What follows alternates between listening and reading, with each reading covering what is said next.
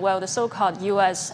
Reciprocal tariffs have sparked global outrage. The policy disproportionately strikes the world's poorest nations, including the UN's least developed countries, or LDC's list, who are already grappling with poverty, conflict, and climate disasters. 3 LDCs in Southeast Asia are facing crippling rates. Cambodia, where 20% of people live below the poverty line, faces 49% tariffs. Laos is battling similar hardship and faces 48%. Myanmar faces 44%, while still reeling from a devastating earthquake. Even Vietnam, who was added to a lower middle income status, is slapped with 46%. Nearby, Bangladesh, South Asia's LDC, faces 37% tariffs, while IMF-dependent Sri Lanka faces 44%. In the Middle East, the tariffs extend to war-torn nations, like 41% on Syria and 39% on Iraq. In Africa, Madagascar, one of the world's poorest countries, also faces 47% tariffs.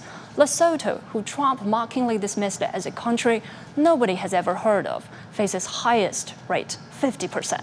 Critics note Lesotho's entire GDP is only $2 billion.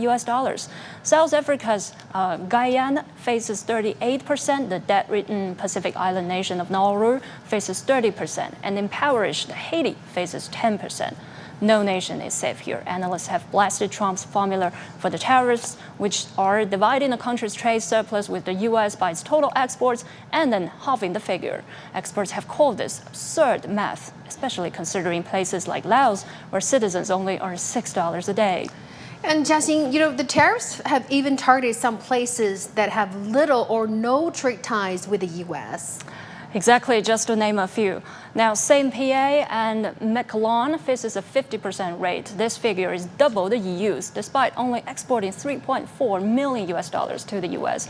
in 2 years. Switzerland faces 32% tariffs after a surge in 2024. Gold exports skewed its trade data. But the most head-scratching target has to be Heard and McDonald Islands. These uninhabited islands are only home to penguins and seals and animals, but still face 10% tariffs. Trump's agriculture secretary was asked about this during an interview. Take a look. Why are you putting import tariffs on islands that are entirely populated by penguins?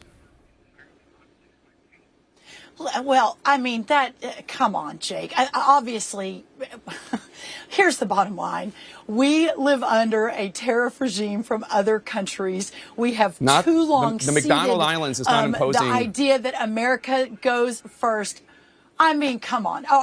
Whatever. Listen, the people that are leading this are serious, intentional, patriotic, the smartest people I've ever worked with. I did not come up with the formulas. I'm the ag secretary. I studied agriculture at Texas A&M. I was in a lot of conversations to make sure our farmers and our ranchers were part of that.